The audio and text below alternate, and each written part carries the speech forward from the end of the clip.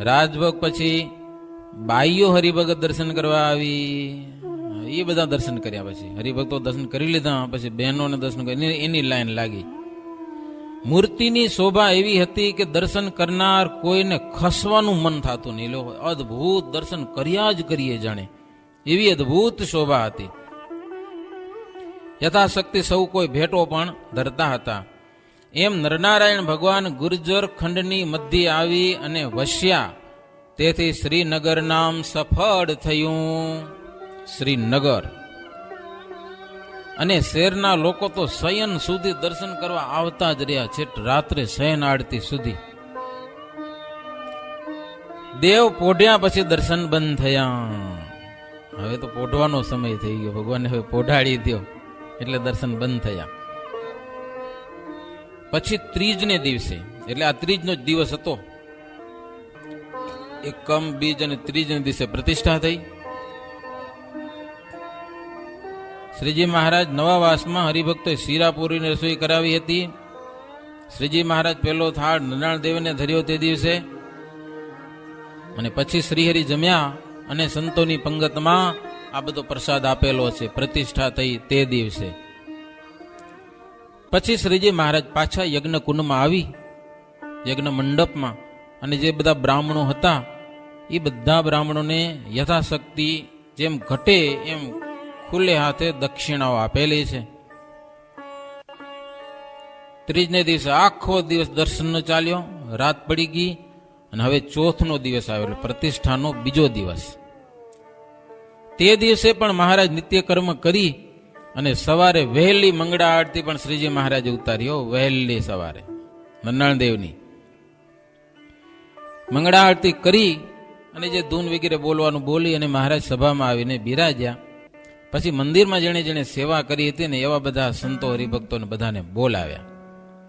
એવા કેટલાક બધા શહેરના હરિભક્તોને પણ બોલાવ્યા. મહારાજ યથ બધાને હાર પહેરાવ્યા છે, છાતીમાં ચરણ કમળ આપ્યા અને સેવાનો મહિમા કીધો. બીજી કાંઈ પેરામણીમાં બીજું કાંઈ આપ્યું નથી. હવે તો આજે તો એ કેવું કેવું મળે પેરામણીમાં, હોનાની કંઠીઓ મળે, હોનાની ચીનું મળે પેરામણીમાં. રૂપિયા ઘણા દીધા હોય ને એને મહારાજ શું દીધું, એક એક હાર પહેરાવ્યો ને છાતીમાં ચરણ આ પેરામણીમાં આપ્યું, ખુશ કર્યા બધાને. અને સેવા કરીએ છે એનો મહિમા બતાવ્યો મહારાજ ખૂબ. આનંદ મુનિ સાથે શ્રીહરિએ જે સંત મોકલ્યા હતા એમને પણ મહારાજ રાજી કર્યા. જેટલા સાધુ આવ્યા હતા અમદાવાદ મંદિરમાં ત્યાં રોકાણા હતા અને એ સતત સેવા કરતા હતા, એને પણ શ્રીજી મહારાજ ખૂબ રાજી કર્યા. એ મંગળા અને શણગાર વચ્ચે આ બધું કાર્યક્રમ પતાવ્યો મહારાજ. હવે શણગાર આરતીનું ટાણું થયું. શણગાર આરતીનું થયું એટલે મહારાજ તરત ત્યાં પધાર્યા. શણગાર આરતી પણ શ્રીજી મહારાજે ઉતારી. એ બધા દર્શન કરી અને પાછા સભા મળ્યો. સભા સિવાય બીજું કઈ છે જ નહીં.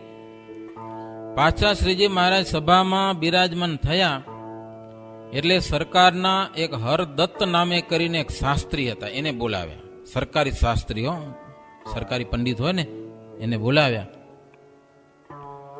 મહારાજ એને એમ કીધું કે તમે જો વ્યવસ્થા માથે લેતા હો તો બ્રાહ્મણોની 84 કરવી છે. શાસ્ત્રી પૂછ્યું કીધી તો આવતીકાલે જમાડીએ. કે શું વાત કરો છો? કે આવતીકાલે? મહારાજ કે હા, હજી તો સવાર શણગાર આરતી થઈ છે, આજે હા જતી તો કેટલું કામ કરી નાખ્યા આપણે. મહારાજ કે કાલની વાત છે ને આજની વાત નથી. હરદત્ત શાસ્ત્રીને આશ્ચર્ય થઈ ગયું કે મહારાજ પણ પાર કેમ પડશે, અમદાવાદમાં 84 કરવી છે કે બીજી કોઈ જગ્યા નથી. મહારાજ કે બધા બ્રાહ્મણો જમશે એવી તમે હા પડાવો બસ, બાકી અમે થયા ને, કે બાકી તમને કઈ ચિંતા ન કરવાની. જો બ્રાહ્મણો હા પાડે 84 જ્ઞાતિના તો અમે આજને આજ હાજે કાંકરિયાને પહાડ ઉપર સીધું પહોંચાડી દઈએ. આજને આજ રાત્રે રસોઈ ચાલુ થઈ જાય અને આવતીકાલે લહેર કરે બ્રાહ્મણો લાડવા ખાઈને. બોલો. પછી તો પણ મહારાજ કે રસોઈ બનાવવા આવે પોતપોતાની જ્ઞાતિના વાસણ પણ બધા ભેગા લેતા આવે. અલગ અલગ વાસણ 84 બધા અલગ અલગ રસોડા ક્યાંથી વાસણ લેતા આવે. બાકી બધી અમે સુવિધા આપશું. કે રાતે રસોઈ થાય અને પાંચમને દિવસે જમે, ત્રીજને દિવસે પ્રતિષ્ઠા થઈ, ચોથને દિવસે મહારાજે વાત કરી અને પાંચમને દિવસે જમાડવાના. એટલે સરકારી શાસ્ત્રીએ તો બધી જ્ઞાતિના આગેવાનોને બોલાવ્યા અને પૂછ્યું, જમશો?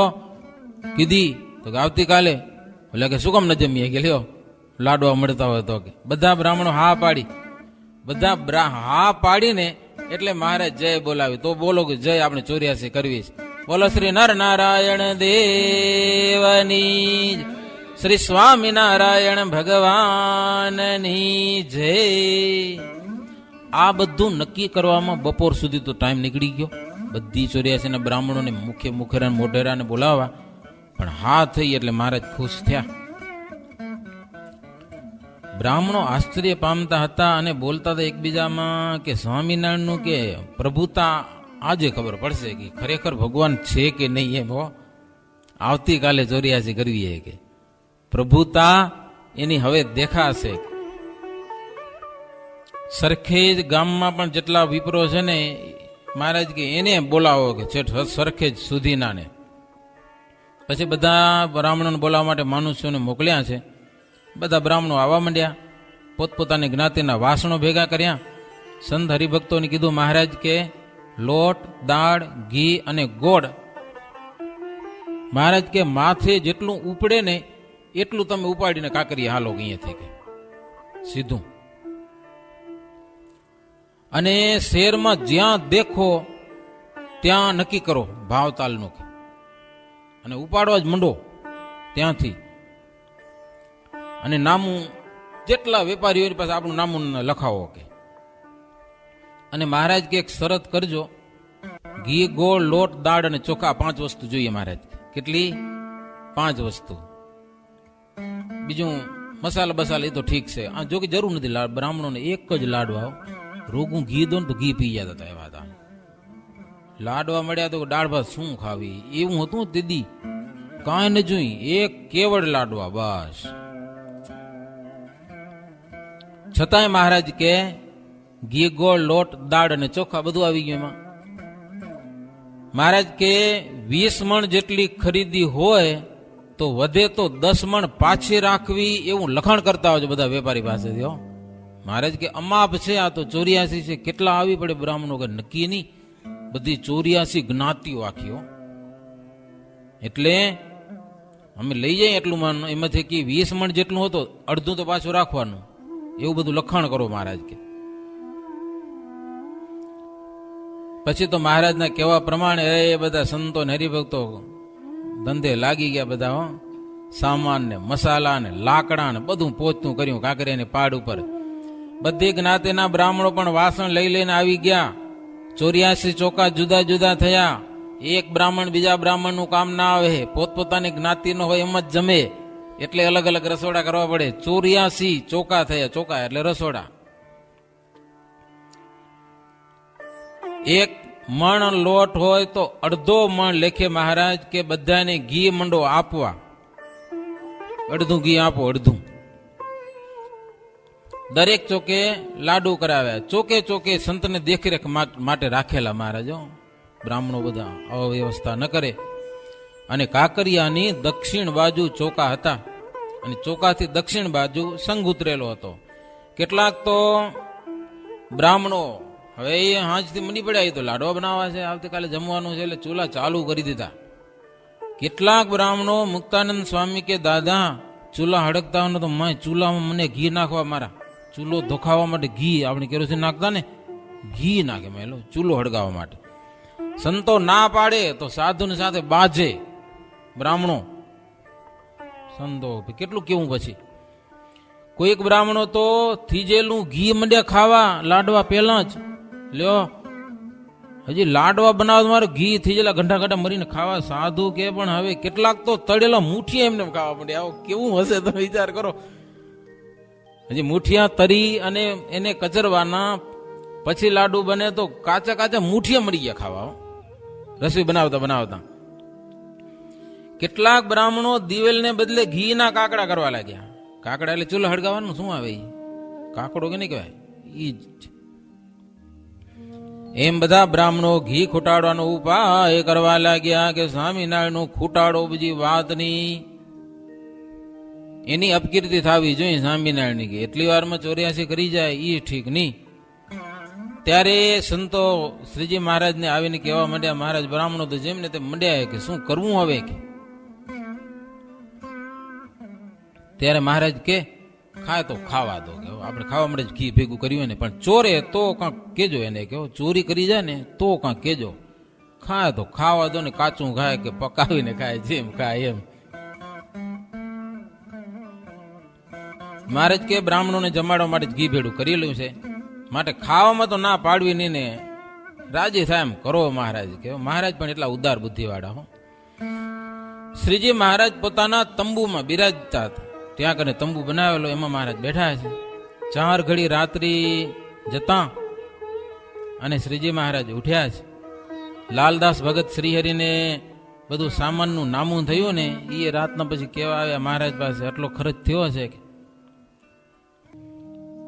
દામોદર અને ભાણાભાઈને શ્રીજી મહારાજે કીધું કે પૈસા તો ચૂકવા પડશે ને, વેપારીઓને માલ લીધો હોય, ઘી ગોળ દાળ મસાલા બધા. મહારાજ કે તમે એમ કરો, એ જેટલા સંઘો ઉતર્યા છે ને હરિભક્તો, ગામે ગામથી ખૂબ આવ્યા હતા બધા હો, લગભગ સત્સંગીઓ બધા આવી ગયા હતા સમૈયામાં, પેલું મંદિર હતું. મહારાજ કે ઉતારે ઉતારે તમે ફરી આવો. દામોદર અને ભાણાભાઈ 2 જણાને કીધું, અને હરિભગતને બધાને કહો કે આવતીકાલે મહારાજ જવાના છે. જો મહારાજના દર્શન કરવા હોય ને પૂજન કરવું હોય તો આજે કરી લ્યો, ભેટ ભેટ જે તમને ધરવી હોય આજે ધરી લ્યો ભગવાન મહારાજને કે. કાલે તો મહારાજ વિજયગામ જશે કે, અને આવો અવસર પાછો નહીં આવે એમ બધી વાતો કરજો. ત્યારે બંને જણા ગયા ને તો એ બધે ફરી આવ્યા હો, બધી જગ્યાએ. બધા હરિભક્તોને ખૂબ આનંદ થયો. પછી તો ભાવ પ્રમાણે બધા પૂજા કરી. 1.5 રૂપિયાથી આરંભી કરી અને 1000 રૂપિયા સુધીની ભેટ મહારાજના ચરણે આવી. ઓ 1000 રૂપિયા દીદી, 8 નથી માંડી કરીને હો, જેવી જેની શક્તિ 1000 રૂપિયા સુધી મહારાજ પાસે ભેટો આવી. જેને કરીને જેટલું ખર્ચ થયું હતું એ બધું પૂરું થઈ ગયું એક જ દિવસમાં. છેલ્લી બાકી 5 રૂપિયા વધ્યા. કેટલા? 5. પછી શ્રીજી મહારાજ સુખેથી પોઢી ગયા. આ બધી રાત્રે વાતો આવી હતી, બહુ મોડેથી મહારાજ પોઢ્યા. ધારેલી વાત નિર્વિઘ્ન થઈ, એટલે એ રસોડો બસોડો બધું ચાલુ થઈ ગયું. એમાં મુક્તાનંદ સ્વામી કે ઉત્તમ રાજા, એક બ્રાહ્મણ તો ઘીનો દેગડો ભરેલો ચોરી અને ભોંયમાં દાટી દીધો, લ્યો ખાડો ખોદીને, કે આ બધી ચોર્યાસ પતી જાય ઘરે લઈ જાઉં એક માર. અને એ ચોકામાં પાછા નિષ્કુળાનંદ સ્વામી હતા. નિષ્કુળાનંદ સ્વામીને ખબર પડી, હાવ દીઠુની પણ શંકા પડી ગઈ કે આને કઈ કર્યું છે. તેમણે વિપ્રને કીધું કે, પછી બ્રાહ્મણો કીધું કે ઘી લાવો. નિષ્કુળાનંદ સ્વામી કે હતું એ ક્યાંય ગયું, કે અડધો મણ તો બધાને આપ્યું હતું. 1 મણ લોટ વાંય 1/2 મણ ઘી, એમ જેટલા માણસો હોય જેટલો લાડુ બનાવતા હોય એ પ્રમાણે. કોઈ ચોર તો આવ્યો નથી, અને ઘી ખૂટે ક્યાં નાખ્યું છે એમાં ઘી? તમે લાડવામાં હજી નાખ્યું નથી કે. બ્રાહ્મણ કે અમે કઈ ઘી ચોરી નથી ગયા, કે અમને કઈ ખબર નથી, કે તમે લી થોડું આવ્યા હશો, માટે ઘી લાવો તો કડાઈ ચડે, નહીં તરા બેઠા લે મારા નાથ કાઢીને બેહી રે. કડે ઉતાર નાખી ચૂલામાંથી. સ્વામી કે પણ ઘી જાય કે અમને આ વાત મનાતી નથી, કે કઈ કરી છે તમે ગડબડ કે. બ્રાહ્મણો કે અમે શું ઘી પી ગયા કે, આટલું બધું લાવું તો લાવો. ત્યારે નિષ્કુળાનંદ સ્વામી કે તમને ક્રોધ ન ચડે તો અમે બતાવીએ, કે ખીજાઓ નહીં તો ઘી ગોતી કાઢું. એટલે કાઢ્યું તું મારા,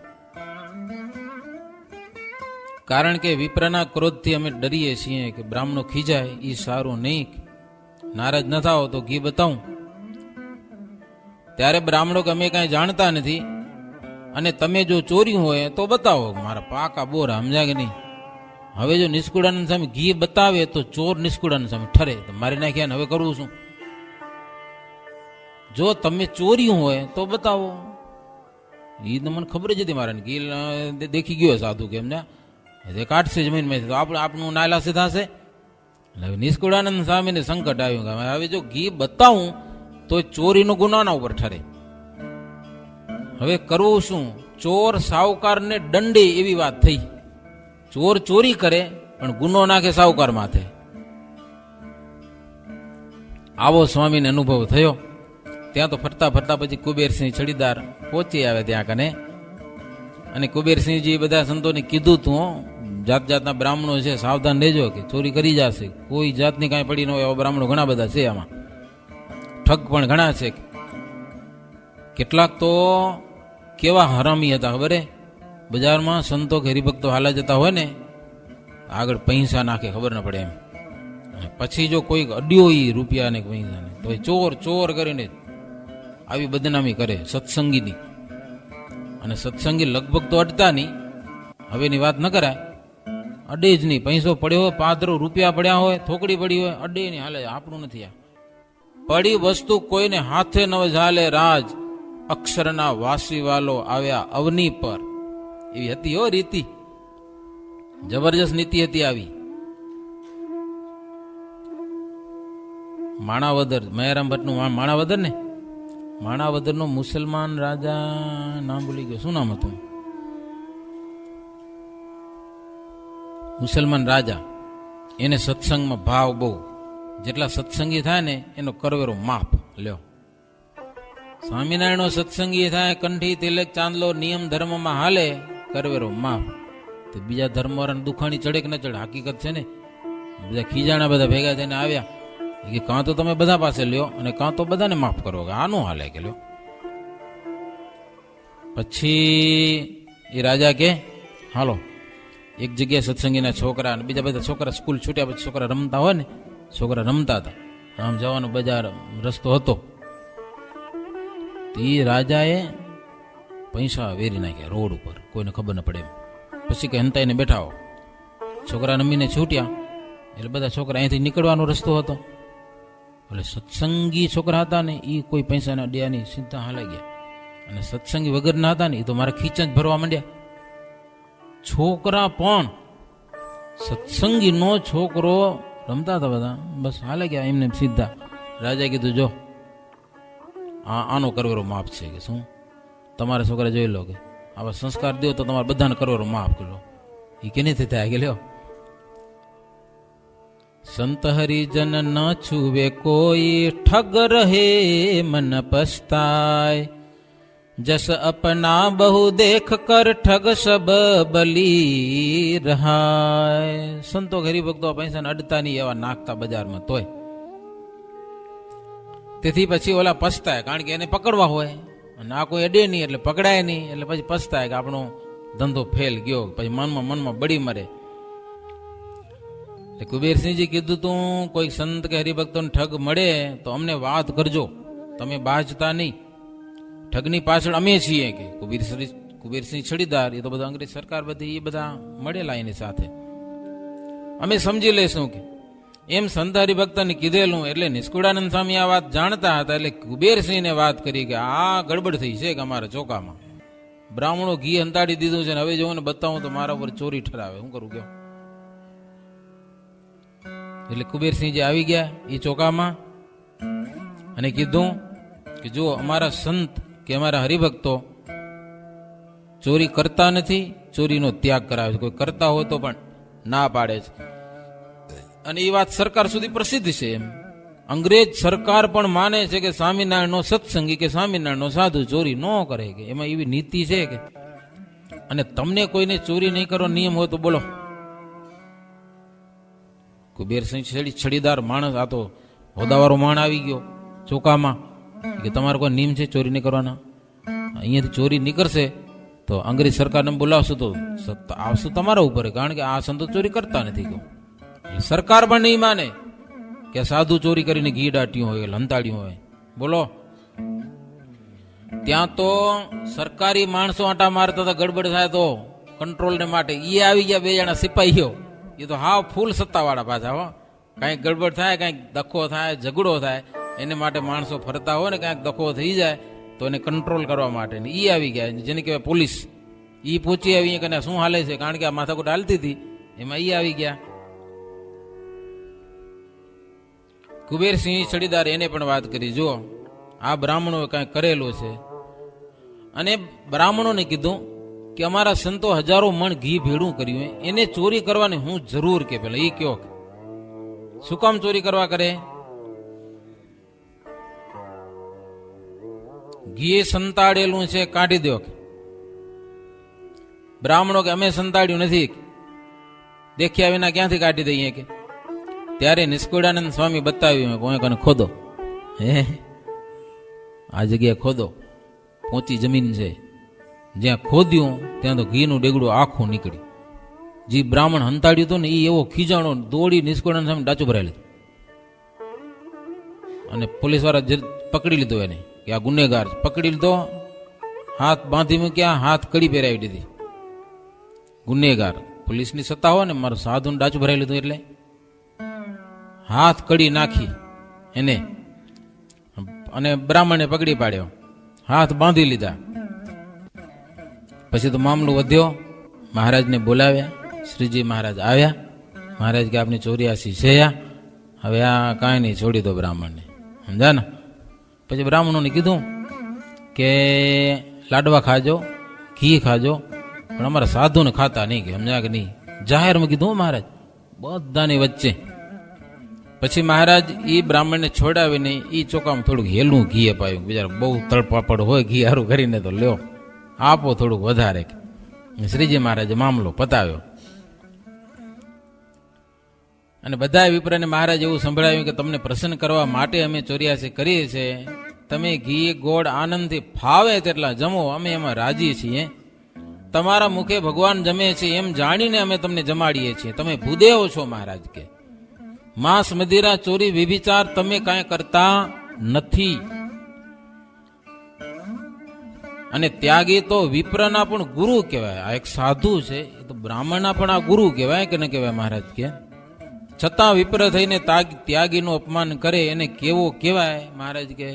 તમે બધા બ્રાહ્મણોને પૂછીએ, ભણેલા હો એ બોલો, એને કેવો જાણવો. એટલે બ્રાહ્મણો કે વિપ્રની રીતમાં રહી વિપ્ર કહેવાય, નહીં તો બે આંખો વગરનો કહેવાય. આંધળો કહેવાય એમ તો શાસ્ત્રમાં શબ્દો ના આવે, પણ બ્રાહ્મણની રીત ચૂકી જાય તો એને આંખો વગરનો કહેવાય કે. પછી બ્રાહ્મણો કે પ્રભુ આપ તો ભગવાન છો, અમારામાં કેટલાક હશે એવા. આ 84 કરી એના ઉપરથી અમે જાણ્યું કે તમે સાક્ષાત ભગવાન છો. શ્રીનગરની 84 કરવાની કોઈ હામ ભીડતું નથી, કોઈની હિંમત નહીં કે અમદાવાદની 84 કરી શકે. અને એક પોરમાં એટલે 3 કલાકમાં તો બધો સામાન ભેગો કરી દીધો. તમે પોતે ધન તો રાખતા નથી, રખાવતા નથી. અને કરોડપતિ સાહુકારે કોઈ દી 84 કરી નથી, બધા પૈસા જ ભેગા કરે છે કે બ્રાહ્મણો કે. છે રૂપિયાવાળા બહુ માણસો પડ્યા છે, પણ કોઈ 84 કરી નથી કે. બ્રાહ્મણો કે 84 કર્યા વિના 84માં ભટકે છે કે. લ્યો એ પાછા વળી બુદ્ધિશાળી બોરા. અને તમે તો બધાને 84 મટાડનારા છો, છતાં પણ 84 કરી અને બ્રાહ્મણોને જમાડ્યા. હે કેટલા બ્રાહ્મણોને તમે યજ્ઞ કરી કન્યાદાન અપાવો છો, યજ્ઞોપવિત અપાવો છો, અન્નધન વસ્ત્રના દાન અપાવો છો, વાહન સુધીના તમે બ્રાહ્મણોને દાન આપેલા છે. તમારી સમાન કોઈ ત્યાગી નથી. અપાર ધન અને વાહન મળે છતાં પણ તમે નિર્લેપ રહો છો. મહારાજના બહુ વખાણ કર્યા બ્રાહ્મણો. એમ સદબુદ્ધિવાળા બ્રાહ્મણો હતા ને એ બોલ્યા, સારી બુદ્ધિવાળા. પછી શ્રીજી મહારાજ આંબલીની છાયા ઘાટી હતી, ત્યાં પશ્ચિમ મુખે શ્રીહરિ બિરાજમાન થયા છે. મોટી સભા થઈ, ફૂલના હારમાં શ્રીહરિ ગરકાવ થયા. એ વખતે એક ફકીર જેવા વેશમાં એક માણસ, માત્ર એક કફની પહેરેલી, કફની એટલે ડગલી જેવું કાંઈ, અને માથે એક વેંથ લાંબા છૂટા કેસ હતા. 40 વર્ષની ઉંમર હતી. શ્રીહરિના દર્શન 4 ઘડી સુધી ઉભા રહીને કર્યા. મહારાજની સામે જોઈ જ રાખ્યું. એક માણસ આવીને મટકું પણ મારતો નહીં, અને શ્રીજી મહારાજ પણ એને સામે જોઈ રાખ્યું. બે સામે 4 ઘડી સુધી. 24 મિનિટની એક ઘડી થાય એવી 4 ઘડી, પોણી કલાક જેવું થયું ને. પરસ્પર બધા સમજી, મહારાજ અને એ મુક્ત પરસ્પર સમજી રાખ્યું. શ્રીહરિ પાસે 10-12 કેળાની લૂમ આવેલી હતી, એ યોગીને મહારાજ આપી, લ્યો લઈ જાઓ. કોઈક મુક્ત જેવા એ અકડ જોગી શ્રીહરિની મરજી લેવા માટે કંઈક આવ્યા હતા. મરજી લઈ અને પાછા ચાલ્યા ગયા. મુક્તાનંદ સ્વામી કે હવે વિપ્રની વાત કહીએ તો એક શ્રીમાળી વિપ્ર સિદ્ધાના 2 ગાડા લઈને પૂરમાં ગાડા આખા ભરીને હો, દાળ મસાલા ઘી જેટલું હાથમાં 2 ગાડા ભરીને મારો. સંતોએ ના પાડી પણ માન્યું નહીં. એટલે શ્રીજી મહારાજને વાત સંભળાવી કે હવે ગાડા સીધાના જાય છે ચોરી થઈને. શ્રીજી મહારાજ પાછા વાળવા માટે એ ગાડા ઘોડા ઉપર બેસીને મારે તરત ત્યાં કને પહોંચી આવ્યા અને શ્રીજી મહારાજ દરવાજે ઉભા રહ્યા અને 40 સવારો મહારાજ ભેડા હતા. નારૂપંત નાના, ચીમન રાવ વગેરે 10-12 ગાયકવાડી ઘોડેસવારો એ ભેડા અને આવી ગયા અહીંયા કને બ્રાહ્મણ પાસે. આ બધા આવ્યા મુગે ગાડા પાછા વારી ગયા હો ત્યાં કને. દિવસ ઉગતા સરકારના મનુષ્યો બધા આવી ગયા. તેમનો પણ શ્રીજી મહારાજ એક ચોકો કરાવ્યો સરકારી માણસોને જમવા માટેના. એને માટે પણ જમાડો કે એક રસોડું એને માટે બનાવ્યો. 2 દિવસ નમ્યો ત્યારે શ્રીહરિ પંક્તિ કરાવી હવે બ્રાહ્મણોને. આખો દિવસ થયું અને બ્રાહ્મણો જો બપોરે જમતા નહીં હો. એ કે તડકામાં ન ભાવે. હાજે ટાંટો પોર થાય ને 5 કે 6 વાગે ટાણું તઈ એ પંક્તિ થઈ. બહુ હજી આગળ કથા લખી છે, આપણે થોડો ટાઈમ થઈ ગયો. પણ બ્રાહ્મણો જમતા જમતા નરનારાયણ દેવની અને સ્વામિનારાયણ ભગવાનની વારંવાર જય બોલાતી હતી. વારંવાર આમ હજારો બ્રાહ્મણો 84 જ્ઞાતિઓ એટલે કાંઈક થયા હશે ને બ્રાહ્મણો. જબરજસ્ત મોટી પંક્તિ. વારે વારે નરનારાયણ દેવની જય બોલાય અને સ્વામિનારાયણ ભગવાનની જય બોલાય અને છૂટથી લાડુ પીરસાય અને ખુલ્લું ઘી પીરસાય. મહારાજ કે તમારે ખૂટાડો બીજી વાત નહીં. એમ શ્રીજી મહારાજ બ્રાહ્મણોને ખૂબ જમાડ્યા હો અને જય જયકાર વર્તી ગયો. માત્ર અમદાવાદ શહેરમાં નહીં પણ આખા દેશાવડમાં કે સ્વામિનારાયણ ભગવાને બહુ અલૌકિક રીતે અને ચમત્કારિક રીતે 84 કરી. એવી રીતે 97મો તરંગ થયો. સહજાનંદ સ્વામી મહારાજની જય.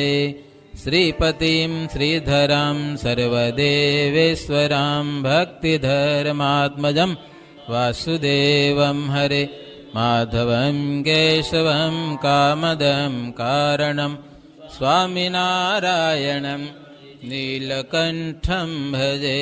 સહજાનંદ સ્વામી મહારાજની જય.